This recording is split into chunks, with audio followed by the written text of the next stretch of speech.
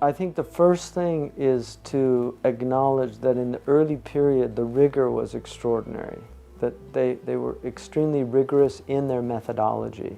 And in many ways Western academia is an extension of the Islamic tradition.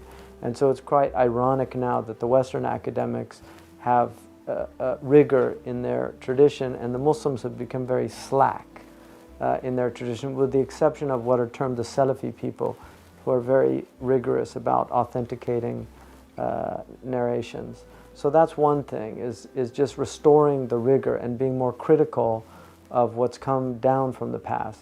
The second thing is to recognize that ta'wil is, which is a type of hermeneutic, that the interpretation of text has to be grounded in the vastness of the Arabic language, that there's a reason why God chose Arabic as the medium. And so the mastery of the Arabic language is the sine qua non of dealing with tradition.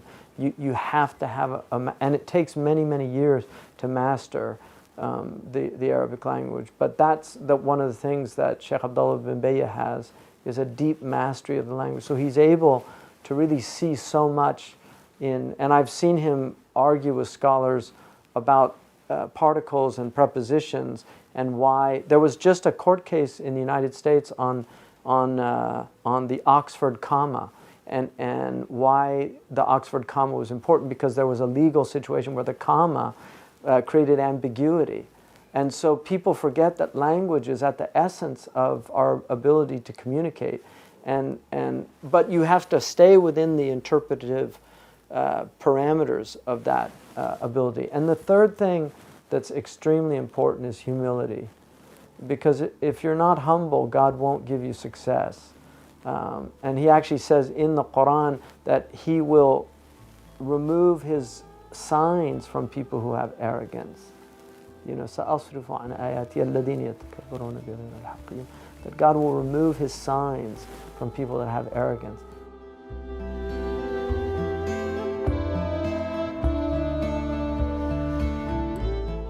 The most important thing in terms of developing scholars in Singapore is the importance of the context of Singapore.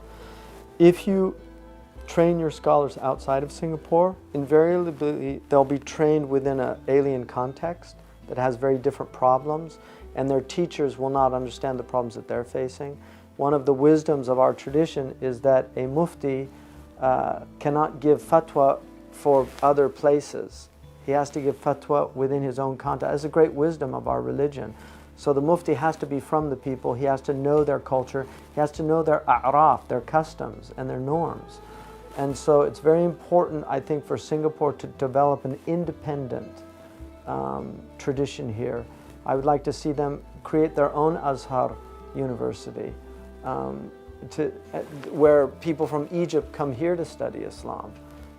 We don't need to go to the traditional heartlands of Islam. Islam has always been able to indigenize and to create its own indigenous scholars. And it will never be truly a world religion without having the capacity to do that.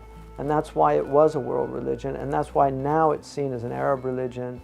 It's seen as a religion that just exports a culture to other cultures. It's not the way it should be, it's not the way it was, and hopefully it won't be the way it will be.